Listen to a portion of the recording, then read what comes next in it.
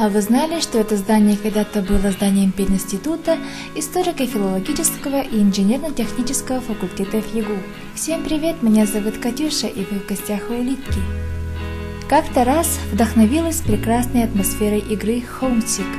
Там игроку предстоит исследовать заброшенный дом, полный секретов и потайных уголков, чтобы разобраться в себе и найти ответ на философский вопрос «Кто я?». Поэтому я решила снять ХТБ, то есть History of the Building. Я думаю, многим интересны истории здания, которые они посетили не раз. Итак, здание ИТФ заложили в далеком 1908 году, как первое реальное училище в Якутии. Она расположена по улице Полицейская, ныне Ярославского, и была открыта в 1911 году. Через это училище прошел чуть ли не весь цвет якутской интеллигенции, золотой век которой пришелся на начало 20-х годов. Многие задаются вопросами, почему же такое шикарное здание стало сейчас таким заброшенным. Дело в том, что в первые же годы эксплуатации здания стало ясно, что его построили без поправок на вечную мерзлоту. Уже к 1915 году, то есть уже через 4 года после открытия, обнаружилась деформация фундамента от влияния на грунт тепла, выделяемого котельной. В стенах появились первые трещины, а зимой 1915 года здание закрыли на ремонт. Позже это здание было реставрировано, укреплен фундамент, перенесена котельная.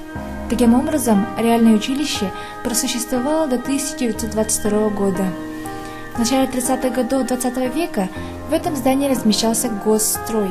С октября 1934 года Якутский пединститут. С 60-х годов историко-филологический и в 80-х годах инженерно-технические факультеты ЕГУ. И как вы заметили, сейчас это здание несет название последнего факультета ИТФ. Мое мнение насчет этого здания, я могу сказать, что я соглашусь с одним комментарием, что наша молодежь, можно сказать, народ, некоторые, конечно же, в кавычках, некоторый народ не уважает просто свою культуру. Ведь множество писателей, революционеров учились и окончили именно это училище. Это ведь наше первое училище, реальное училище. Вы понимаете, что сейчас это здание наполнено мусором, окурками, граффити. Я насчет граффити ничего против не имею. Они действительно потрясные. Сколько тайн и историй хранит это здание, мы еще не знаем. Но я надеюсь, что со временем все изменится, и мы узнаем еще больше об этом здании. Прошлое видео я удалила, потому что там было все плохо отснято.